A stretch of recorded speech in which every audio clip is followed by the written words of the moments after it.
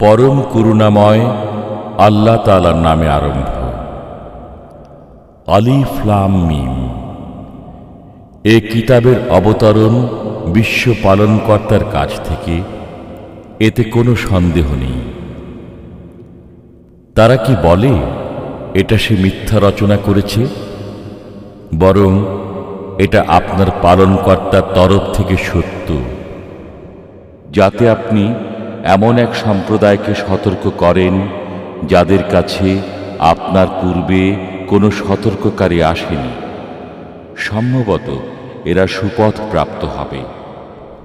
আল্লাহ, যিনি নভমণ্ডল, ভূমণ্ডল ও এ দুয়ের মধ্যবর্তী সব কিছু 6 দিনে সৃষ্টি করেছেন, তারপর তিনি আরশে অধিষ্ঠিত হয়েছেন। তিনি ছাড়া তোমাদের কোনো অভিভাবক ও সুপারিশকারী নেই। এর পরও কি তোমরা বুঝবে না? তিনি আকাশ থেকে পৃথিবী পর্যন্ত সমস্ত কাজ পরিচালনা করেন। অতঃপর তা তার কাছে পৌঁছবে এমন এক দিনে যার পরিমাণ তোমাদের গণনায় 1000 বছরের সমান। তিনি দৃশ্য ও অদৃশ্যের জ্ঞানী, পরাক্রমশালী, পরম দয়ালু, যিনি তার প্রত্যেকটি সৃষ্টিকে সুন্দর করেছেন এবং কাদামাটি থেকে মানব সৃষ্টির সূচনা করেছেন। অতঃপর তিনি তার বংশধর সৃষ্টি করেন তুচ্ছ পানির নির্যাস থেকে। অতঃপর তিনি তাকে সুষম করেন, তাতে রূহ সঞ্চার করেন এবং তোমাদেরকে দেন কর্ণ, চক্ষু ও অন্তঃকরণ। তোমরা সামান্যই কৃতজ্ঞতা প্রকাশ করো। তারা বলে, আমরা মৃত্তিকায় মিশ্রিত হয়ে গেলেও পুনরায় নতুন করে সৃজিত হব কি? বরং তারা তাদের পালনকর্তার সাক্ষাৎকে অস্বীকার করে। বলুন, তোমাদের প্রাণ হরণের দায়িত্বে নিয়োজিত ফেরেশতা তোমাদের প্রাণ হরণ করবে। অতঃপর তোমরা তোমাদের পালনকর্তার কাছে প্রত্যাবর্তিত হবে। যদি আপনি দেখতেন যখন অপরাধীরা তাদের পালনকর্তার সামনে নত শির হয়ে বলবে, হে আমাদের পালনকর্তা, আমরা দেখলাম ও শ্রবণ করলাম, এখন আমাদেরকে পাঠিয়ে দিন, আমরা সৎকর্ম করব, আমরা দৃঢ় বিশ্বাসী হয়ে গেছি।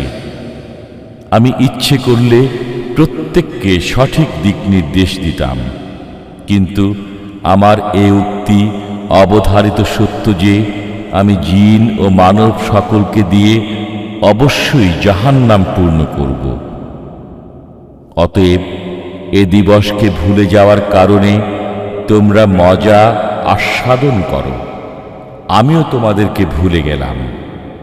তোমরা তোমাদের কৃতকর্মের কারণে স্থায়ী আযাব ভোগ করো। কেবল তারাই আমার আয়াতসমূহের প্রতি ঈমান আনে, যারা আয়াতসমূহ দ্বারা উপদেশ প্রাপ্ত হয়ে সিজদায় লুটিয়ে পড়ে এবং অহংকার মুক্ত হয়ে তাদের পালনকর্তার সপ্রশংস পবিত্রতা বর্ণনা করে। তাদের দেহ পার্শ্বসজ্জা থেকে এমনভাবে আলাদা থাকে যে তারা তাদের পালনকর্তাকে ডাকে ভয়ে ও আশঙ্কায়, এবং আমি তাদেরকে যে রিজিক দিয়েছি তা থেকে ব্যয় করে। কেউ জানে না তার জন্য কৃতকর্মের কি কি নয়নপ্রীতিকর প্রতিদান লুক্কায়িত আছে। ঈমানদার ব্যক্তি কি অবাধ্যের সমতুল্য? তারা সমান নয়। যারা ঈমান আনে ও সৎকর্ম করে তাদের জন্য রয়েছে তাদের কৃতকর্মের আপ্যায়ন স্বরূপ বসবাসের জান্নাত। পক্ষান্তরে যারা অবাধ্য হয় তাদের ঠিকানা জাহান্নাম। যখনই তারা জাহান্নাম থেকে বের হতে চাইবে তখনই তাদেরকে সেখানে ফিরিয়ে দেয়া হবে এবং তাদেরকে বলা হবে, তোমরা জাহান্নামের যে আযাবকে মিথ্যা বলতে, তার স্বাদ আস্বাদন করো।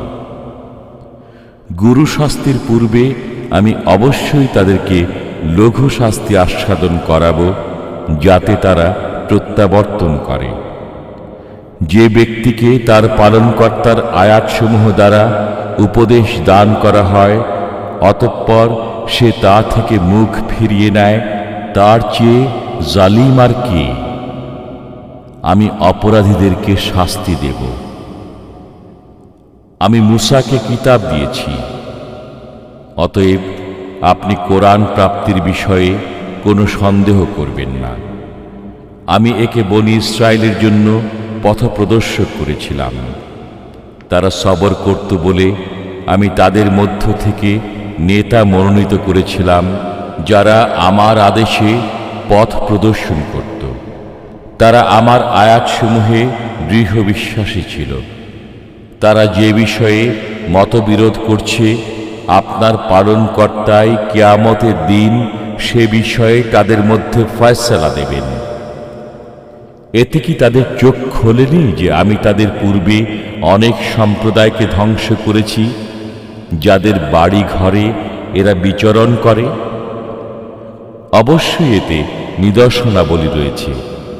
তারা কি শোনে না?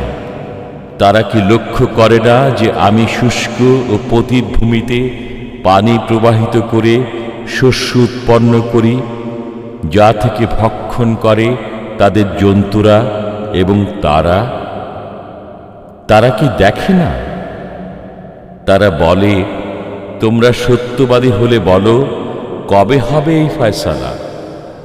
বলুন, ফয়সালার দিনে কাফিরদের ঈমান তাদের কোনো কাজে আসবে না এবং তাদেরকে অবকাশও দেয়া হবে না। অতএব আপনি তাদের থেকে মুখ ফিরিয়ে নিন এবং অপেক্ষা করুন। তারাও অপেক্ষা করছে।